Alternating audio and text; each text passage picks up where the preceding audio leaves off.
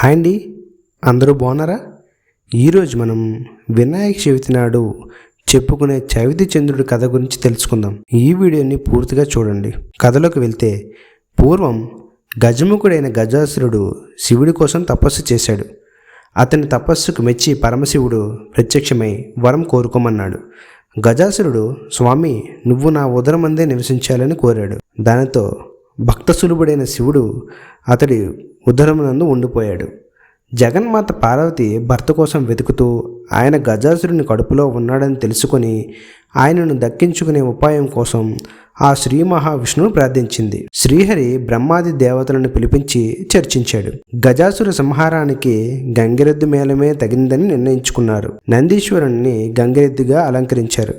బ్రహ్మాది దేవతలందరూ తలకొక వాయిద్యాన్ని ధరించారు. మహావిష్ణువు చిరుగంటలు, సన్నాయిలు ధరించాడు. గజాసురు పురానికి వెళ్ళి గంగిరెద్దును ఆడిస్తూ ఉండగా గజాసురుడు అది విని వారిని పిలిపించి తన భవనం ఎదుట గంగిరెద్దును ఆడించమని కోరాడు. బ్రహ్మాది దేవతలు రసరమ్యంగా వాయిద్యాలను వాయిస్తుండగా జగన్నాటక సూత్రధారి అయిన హరి చిత్ర విచిత్రంగా గంగిరెద్దును ఆడించాడు. గజాసురుడు పరమ ఆనందభరితుడై, ఏమి కావాలో కోరుకోండి, ఇస్తాను అని అంటాడు. అంతటా శ్రీ మహావిష్ణువు గజాసురుని సమీపించి, ఇది శివుని వాహనమైన నంది, శివుణ్ణి కనుగొనడానికి వచ్చింది, శివుణ్ణి అప్పగించు అని కోరాడు. ఆ మాటలకు గజాసురుడు నివ్వెరపోయాడు. వచ్చినవాడు రాక్షసాంతకుడైన శ్రీహరి అని తెలుసుకున్నాడు. తనకు మరణం నిశ్చయం అనుకున్నాడు.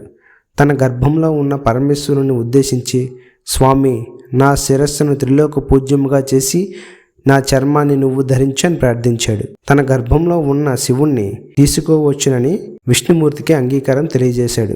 అంతటా శ్రీహరి నందిని ప్రేరేపించగా నంది తన కొమ్ములతో గజాసురుని ఉదరాన్ని చీల్చాడు.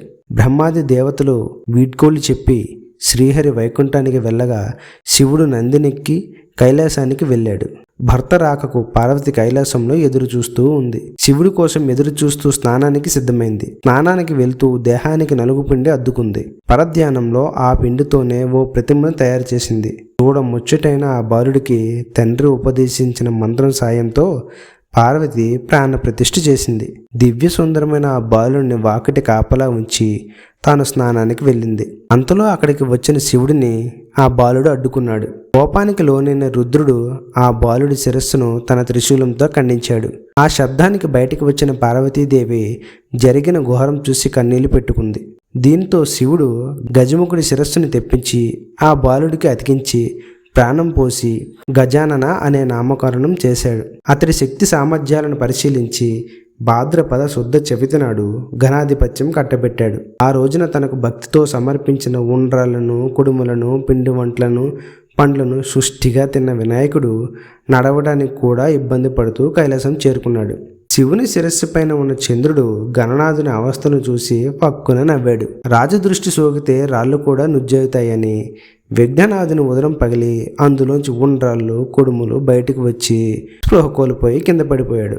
దీంతో ఆగ్రహించిన పార్వతీదేవి చంద్రుణ్ణి, పాపాత్ముడా, నీ దృష్టి సోకే నా కుమారుడు అచేతనంగా పడిపోయాడు, కాబట్టి నిన్ను చూసిన వారు పాపాత్ములై నీలాపలిందలు పొందుదురుగాక అని చెప్పించింది. ఆ తర్వాత మన్నించిన విఘ్నేశ్వరుణ్ణి బ్రహ్మదేవుడు తిరిగి బ్రతికించాడు. తర్వాత పార్వతీదేవితో, అమ్మ, నీవు చంద్రునికి ఇచ్చిన శాపం వలన ఆపద కలిగింది, కావున శాపాన్ని ఉపకరించుకో అని కోరాడు. అప్పుడు పార్వతీదేవి ఏ రోజున చంద్రుడు విఘ్నేశ్వరుణ్ణి చూసి నవ్వాడో ఆ రోజు చంద్రుణ్ణి చూడకూడదు అని శాపాన్ని సవరించింది. ఆ రోజు నుంచి అందరూ భాద్రపద శుద్ర చవితి నాడు చంద్రుని చూడకుండా జాగ్రత్తగా ఉండి సుఖంగా ఉన్నారు.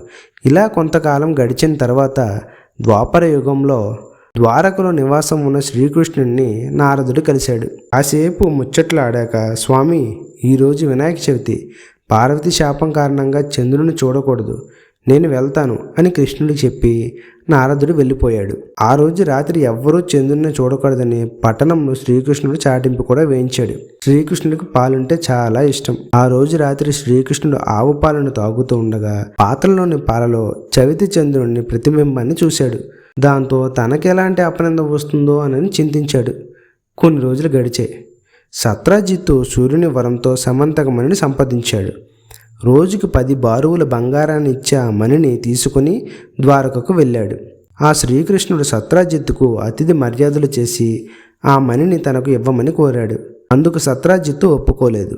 తర్వాత ఒకరోజు సత్రాజిత్తు తమ్ముడు ప్రసేనుడు సమంతకమణిని మెడలో వేసుకుని అడవికి వేటకి వెళ్ళాడు. అడవిలో ఒక సింహం ఆ మణిని చూసి మాంసం ముక్క అనుకుని ప్రసేనుణ్ణి చంపింది. మణిని నోట కరుచుకుని పోతున్న సింహాసనాన్ని జాంబవంతుడు చంపాడు. సమంతకమణిని కొండ గుహలో ఉన్న తన కూతురు జాంబవతికి ఆట వస్తువుగా ఇచ్చాడు. మరుసటి రోజు సత్రజిత్తు తమ్ముడి మరణవార్త విన్నాడు. శ్రీకృష్ణుడే తన తమ్ముడిని చంపి సమంతకమణిని అపహరించాడని నిందించాడు. శ్రీకృష్ణుడు అది విన్నాడు. భాద్రపద శుద్ధ చవితి రోజు చంద్రబింబను చూసిన దోషం వల్ల తన మీద నింద పడిందని అనుకున్నాడు. సమంతకమణిని వెతుకుతూ అడవికి వెళ్ళాడు. ఒకచోట ప్రసేనుడి శవం కనిపించింది. అక్కడి నుంచి సింహం అడుగులు కనిపించాయి. అలా వెతుకుతూ వెళ్ళి ఒక పర్వత గుహలోకి ప్రవేశించాడు. అందులో ఉన్న ఉయ్యాలకు కట్టిన మణిని చూసి దానిని తీసుకుని బయటికి రాసాగాడు. వెంటనే జాంబవతి పెద్దగా ఏడవసాగింది. కూతురి ఏడుపు విని జాంబవంతుడు కోపంతో శ్రీకృష్ణుడిపై యుద్ధానికి తలపడ్డాడు. వారిద్దరి మధ్య 28 రోజులు యుద్ధం జరిగింది. జాంబవంతుని శక్తి తగ్గిపోయింది. తనతో యుద్ధం చేస్తున్నవాడు శ్రీరామచంద్రుడని తెలుసుకున్నాడు. త్రేతాయుగంలో జాంబవంతుడు శ్రీరాముడితో యుద్ధం చేయాలనే కోరిక ఇప్పుడు శ్రీకృష్ణుడి రూపంలో వచ్చి తీర్చాడని గ్రహించాడు. శ్రీకృష్ణుడికి నమస్కరించి సమంతమణితో పాటు తన కుమార్తె అయిన జాంబవతిని కూడా ఆయనకి సమర్పించాడు. శ్రీకృష్ణుడు సమంతకమణిని తెచ్చి సత్రాజిత్తుకు ఇచ్చాడు. తరువాత నిజం తెలుసుకున్న సత్రాజిత్తు తనను క్షమించమని శ్రీకృష్ణుని వేడుకున్నాడు. తన కుమార్తె అయిన సత్యభామను కూడా ఇచ్చి వివాహం జరిపించాడు. సమంతకమణిని కూడా శ్రీహరికి ఇచ్చాడు. ఆ సమయంలో అక్కడికి వచ్చిన మునులు శ్రీకృష్ణుడితో, మీరు సమర్థులు కనుక మీ పైన పడిన నిందను పోగొట్టగలిగారు. ఆ వంటి వారికి ఏం గతి అని అడిగారు. అప్పుడు శ్రీకృష్ణుడు, భాద్రపద శుద్ధ చవితి నాడు యథావిధిగా వినాయకుని పూజించి ఈ సమంతకోపాఖ్యానాన్ని విని అక్షంతులు తలపై వేసుకున్న వారికి ఆ రోజు చంద్రదర్శనం అయినా కూడా అపనిందులు కలగవు అని శ్రీకృష్ణుడు చెప్పాడు. ఆనాటి నుండి ప్రతి సంవత్సరం భాద్రపద శుద్ధ చవితి రోజు దేవతలు, ఋషులు, మనుషులు తమ శక్తికి తగినట్లు గణపతిని పూజించి తమ కోరికలు తీర్చుకుంటున్నారు. ఈ కథను చదివి కానీ విని కానీ తలపై అక్షంతలు వేసుకుని వినాయక వ్రతాన్ని ముగించాలి. చివరగా వినాయకుని ఎదుట వీలైన గుంజీలు తీసి సాష్టాంగ నమస్కారాలు చేసుకోవాలి. చూశారు కదండి చవితి చంద్రుని యొక్క కథ. ఇలాంటి ఇంకెన్నో ఇంట్రెస్టింగ్ విషయాల కోసం మన ఛానల్ లైక్, షేర్, సబ్స్క్రైబ్ చేసుకోండి.